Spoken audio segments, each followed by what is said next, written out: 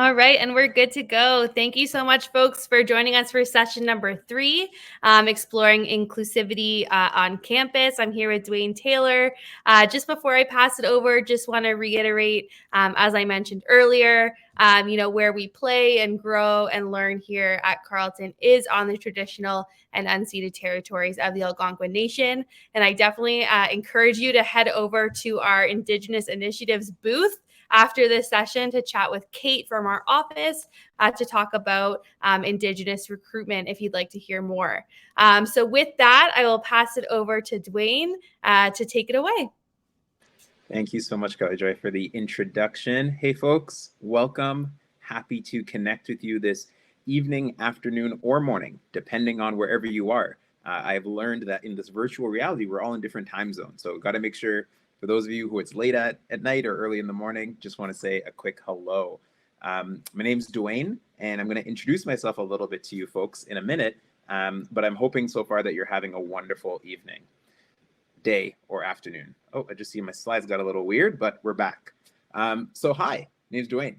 My job at Carleton University is the Equity, Diversity, and Community Programs Coordinator. It's long, it's a complicated title, but I'm going to get into what it actually means for you as future Ravens, as parents of Ravens, as community members in a minute.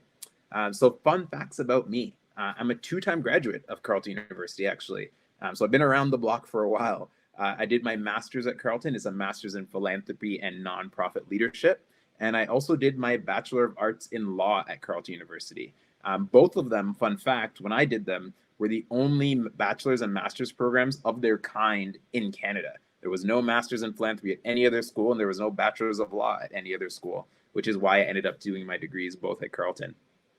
Before working at Carleton, I didn't just stay here forever. I did my degrees, and I left and came back. I spent about 4 years working in the youth programming and nonprofit sector, doing some fundraising, working with youth on leadership programming, youth ranging from high school all the way down to grade school. Really enjoyed my time and experience doing that, and then saw an opportunity to transition that stuff over to Carleton University. For those of you who are from the GTA, Greater Toronto Area, I was born and raised in Brampton. Every time I mention that in any presentation for Carleton, there was always one person from Brampton who was in the session. And if you are that person, I really want you to throw something in the chat, say hello, say Brampton or whatever it is. It's never failed me. So I'm hoping that this isn't the session where that fails me. I'm also an avid cook, if you're interested. I love to cook. I'd like to think of myself as Gordon Ramsay sometimes, minus the yelling and screaming at other people. And I'm a big superhero nerd. Yes, I already have my tickets to No Way Home for Spider-Man, already there. Going to be their midnight premiere in my neighborhood. So if you're a big superhero nerd too, we can talk about that all you want after this session. I see so many emojis, which means that people either love Brampton, love cooking, or love superheroes. Either way, all good stuff. So you know a little bit about me, but let's get into the bulk of what we're actually here to talk about today. We're going to talk about inclusion on campus, but for me to kind of explain it all, it's a little complicated. So I'm going to focus on what my job does and then focus on the inclusion programming. So my job, like I said, it's a long, complicated title. You'll notice that about our jobs at Carleton. They all kind of have 2 or 3 parts in it because we're working so hard. But I do really 3 things. I advise on equity policies, I deliver diversity training, and I design inclusion programming. And where we're really going to be focusing this evening, afternoon, or morning, depending on where you are, is designing inclusion programming. So, inclusion programming at Carleton. If you're coming from a secondary school, high school, and you're transitioning into a post-secondary university like Carleton, you probably know it's a lot bigger, which means there isn't really one centralized area where inclusion programming sits at Carleton. And I'm going to be talking about generally 2 spaces where you're going to be able to find programs and opportunities like this. And then we're going to break down into what each of those look like. So when you talk about inclusion programming at Carleton, there's really 2 categories. There's school-led, so these are led by full-time staff like myself, my other colleagues in the student experience office. If you were in the previous session, you might have been in one with Kiara. Kiara works with me in the student experience office. So there's a bunch of offices that develop programming specifically for students on our campus, including inclusion programming. Then there's a bunch of student-led activities. Fun fact, Carleton actually is one of the schools with the most clubs and societies out of any other post-secondary institution in Canada. On the last count, it was over 300 different clubs and societies to choose from. So tons of student-led activities happening, and a lot of that is focused on inclusion. If you're breaking that down, here are some examples of what it looks like. Now, we're not going to get a chance to cover everything. We're not going to get a chance to cover all of it, but we will talk about a few examples. So on the school-led side, on the left side of my screen, think the left side of your screen, we have things like CUX partnerships. So what CUX is, it's a collaborative student engagement platform. Essentially, if any student group on campus wants to work with the university to develop a program or experience, they go to CUX. And what we see a lot of times in that is we'll start to see a lot of communities and student clubs and societies working with us to develop things like bingo nights or social programming.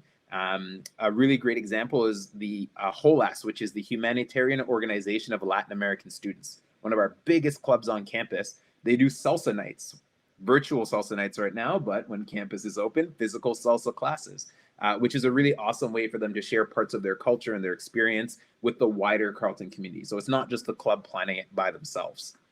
We also have things like mentorship streams. So our office runs a pretty comprehensive mentorship program, whether it's our 6-week first-year connections program, which is 6 weeks where you get paired with a mentor first 6 weeks as soon as you arrive at Carleton, and they help you with your transition into all your classes, all your programming, help you navigate campus, all of those different things. In that program and in other mentorship programs, we have streams, meaning that you can actually pick a mentor that aligns with your identity. For example, we recently introduced the Afro-Caribbean Black stream. So if you're of African descent, or if you consider yourself Caribbean or Black, you are actually able to say, I would like to be paired with a mentor with a similar lived experience with me, someone who is Afro-Caribbean Black as well. And you can connect on not just your experience as being Ravens and Carleton students, but your lived experience as being members of that community. And then, of course, we have things like dedicated campaigns, and I'm going to be sharing one of those with you today. We're going to be talking a little bit about our Pride Festival. And then on the other side, we got our student-led programming. CUSA is the acronym for our Carleton University Students Association. They're our undergraduate students association. They do a ton of awesome work to support students, events, programming, and advocacy campaigns. And they also have service centers, which imagine them as bigger, more comprehensive clubs. These are physical office spaces on campus that provide ongoing support to students as well. And then outside of that, I already mentioned it, we got over 300 clubs, societies, and groups on campus. And a lot of them are focused on culture, ethnicity, social status, gender and sexuality diversity. So depending on what you're looking for, there really is a path for everyone. So let's talk a little bit about an example. So this past 2 months, it's already December. I was going to say past a month, but we're in December. Time is flying. October 2021, we had a Pride Festival that was run out of our office, the Student Experience Office. And that Pride Festival ran from October 4th through 8th. It was a week-long program, and it focused on a wide diversity of intersectional queer and trans identities. So for members of the queer and trans community, this was a really awesome opportunity to not just look at gender and sexuality from a really narrow lens, but look at how it intersects with Indigenous identities, how it intersects with racialized identities. So we had a large combination of programming, everything from educational panels to drag shows to queer meet and greets, which was really awesome. The drag show, if you're interested, is on our YouTube channel. It was a full production. It was like watching an episode of RuPaul if you're a RuPaul fan, with all local talent from Ottawa. So that's an example of some of the dedicated programming that our office, the Student Experience Office, runs in the inclusion space. Now let's talk about, some RuPaul fans. You definitely want to check that out. I see that in the chat. Let's talk about student-led programming. Here's a great image of Pride. So student-led programming, I want to highlight just one of the many amazing service centers that our Students Association has, and that's RISE. That stands for the Racialized and International Student Experience Center.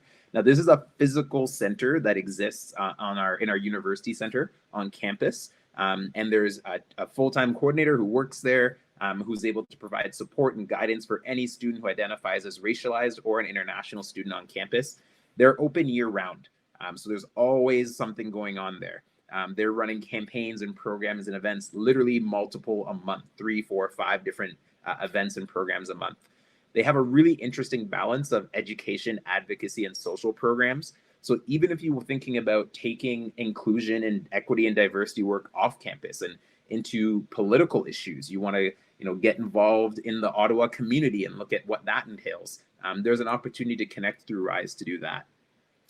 They also really are good at helping students find and build community. One of the first things you're going to do when you get to campus is you're going to want to find your people, right? You're going to want to find the people that give you joy, make you laugh, you want to have fun with, so that you're not just like drowning in schoolwork. And going to these service centers, going to these clubs and societies is a really awesome place to build community. RISE, because they're connected with so many clubs and societies, is a really awesome place to start. You go there and they'll be able to say, hey, there's a club or society for Nigerian students. There's a club or society for Muslim students. There's a club or society for queer and trans students. And you're able to kind of navigate your way through that. They also do a lot of training, things like cultural competency training. They have this awesome thing that they partner with our International Student Services Office on called Tea Time. And they have partnership events. And that's where that CUX thing I mentioned earlier comes into play. They'll partner with us and other groups on campus to develop kind of joint programs and initiatives. So, awesome picture of a student having a great time. Now, when you think about inclusion on campus, it's going to be a lot to try to process. I mean, I work at Carleton, and every day I'm learning about something new that we're doing. It is so much happening, over 30,000 people on campus. It can be a lot. But what I really want you to focus on at the end of the day is that there's actually a path for everyone. If you want to get involved in political advocacy, if you want to get involved with a cultural club, an ethnic club, if you want to get involved with gender and sexual diversity, if you want to get involved with accessibility, if you just like RuPaul and want to go to Pride events, there really is something for everyone, and that's growing. My position is actually a pretty new role at Carleton. Our student experience office has been doing programming for so long, but my position is brand new. It's only about 1.5 years in, which means that as this role grows and as our office grows, you're going to see more and more and more opportunities to really explore what inclusion looks like at Carleton. At the end of the day, there is going to be a path for you. And with that, I'm going to wrap up and ask if anyone has any questions. Now, there's a couple different options you can use to ask questions. You can throw them in the chat. There's a Q&A function as well. And then I think you can actually do like a virtual raising of hand feature as well. So if anyone has any questions, I'm here and I'm happy to answer them. Is there any way to re-see these presentations? Thanks for the question, Ellie. That's a really awesome question. I'm going to defer to Carly on that one. Carly might know the answer to that. Yeah, just checking you can hear me. All good? Yeah, all good. Perfect. So Ellie, great question. You can replay the presentation. So if you go back to the sessions chat tab, any presentation that you've already watched, you can go ahead and replay a couple of minutes after they're done. Awesome. This is a really cool platform, a lot more engaging than Zoom. Can I get thumbs up if you agree that this is a little bit more engaging than just like a Zoom meeting? Yes. I'm loving the interaction. Thanks, folks. Anyone else have any questions?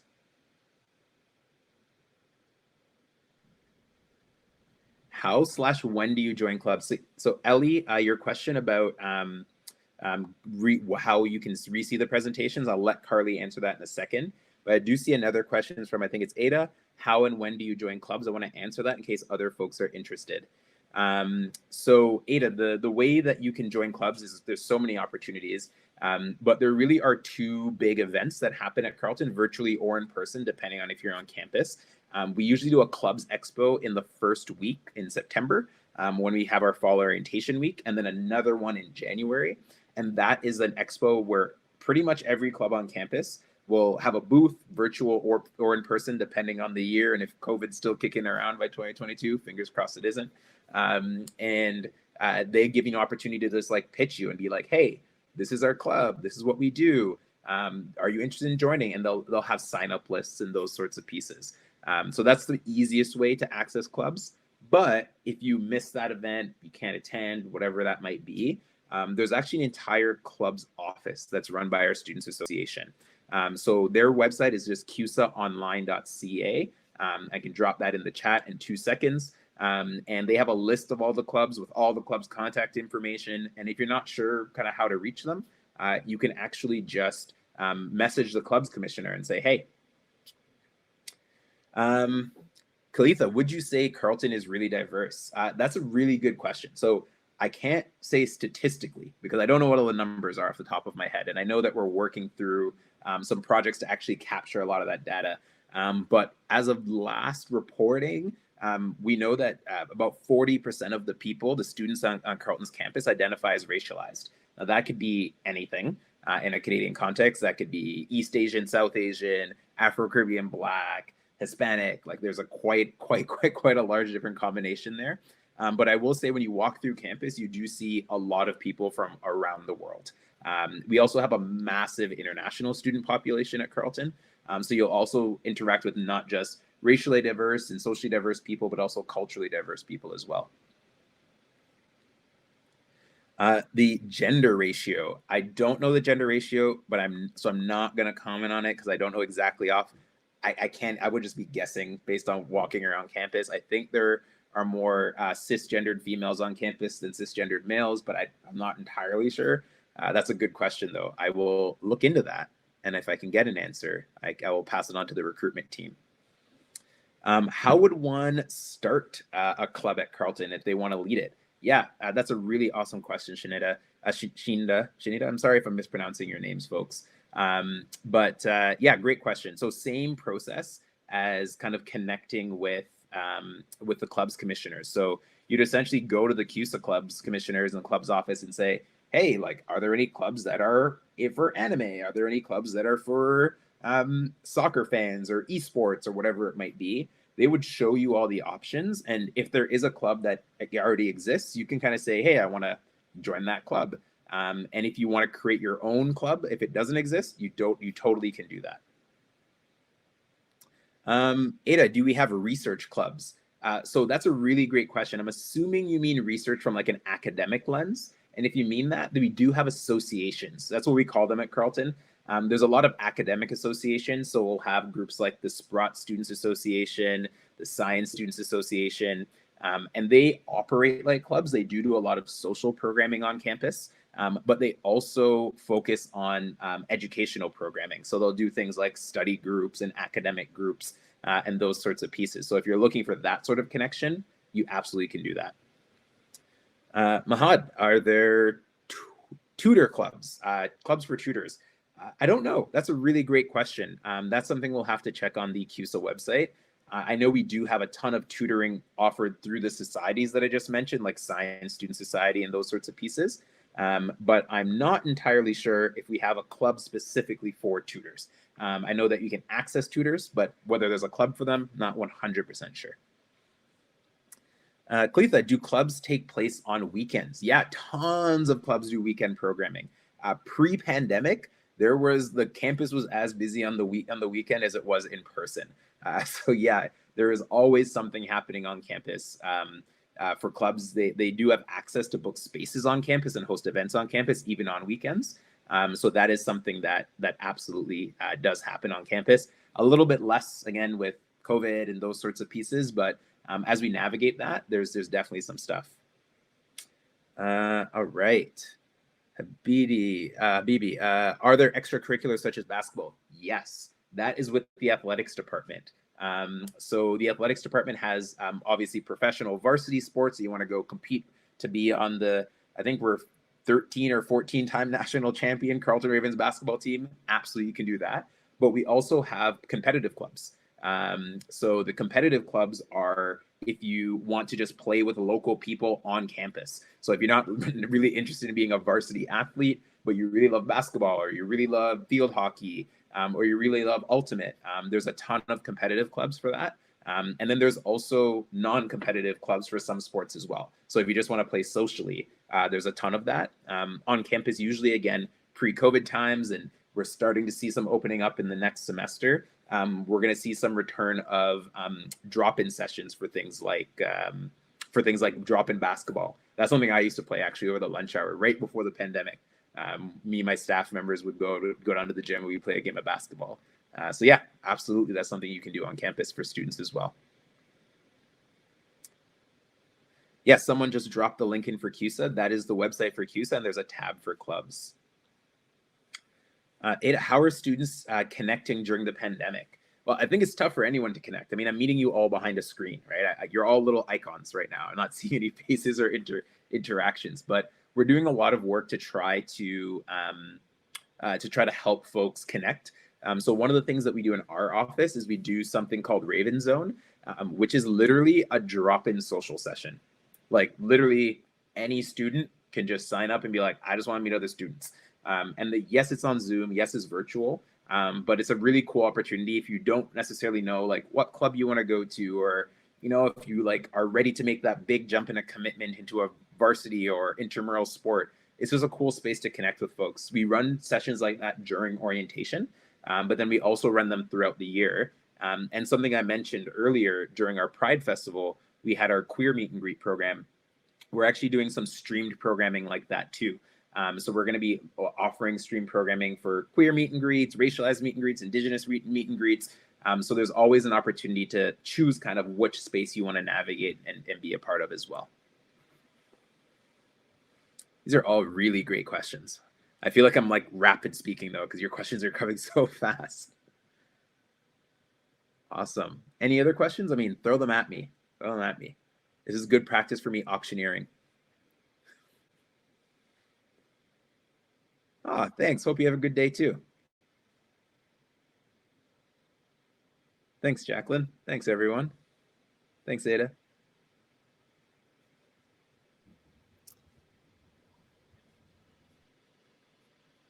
Thanks, Fiona. Thank you all for your time. Thank you for coming and listening.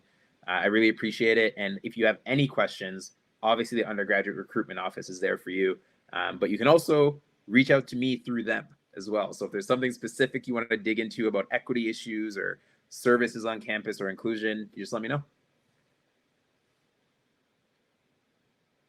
Awesome. And just as people are kind of heading out, Dwayne, what's like your top piece of advice for these students who are applying and like, just dipping their toes into getting ready for university? Wow, that is such an unexpected question. Thank you for putting me on the spot with that, Carly Joy. So my number one piece of advice would be to get involved outside of the classroom. Your university experience should not be limited to the textbooks that you're reading and the 3-hour lectures that you're in. Yes, that's important. Yes, that's why you're here. Yes, you're enjoying the academic experience, but specifically Carleton is a school that has so many opportunities outside the classroom, so many opportunities to travel, to volunteer with nonprofits, to join clubs and societies. Like that's what made my time as a student. It's what made me boomerang back after I left, and they were like, come on back. So yeah, I think really just get involved outside of the classroom, even if it's one thing. Just find one thing outside of your classes and it'll fundamentally change your experience as a student. Amazing. Well, thank you so much for your time, Dwayne, and everyone else. That's the end of our, 3 sessions. So thank you so much for tuning in. Definitely encourage you folks now to head back to the main page. And at the top of your screen, you should see the tab for the services booth. Head into there. You can talk to a bunch of folks from our community, get all your questions answered before you leave tonight. And like Dwayne said, feel free to reach out to the undergraduate recruitment office, and we can put you in touch with any of the speakers that you've heard from tonight. So these are just a couple of our awesome community members, and we honestly can't wait to welcome you to be part of this community as well. So that's it for us, but your night is not over. Go have some amazing conversations. So thanks again, Dwayne. Thanks, folks. See you later. Genuinely see you later. Hope to see you soon on campus. Have a good one.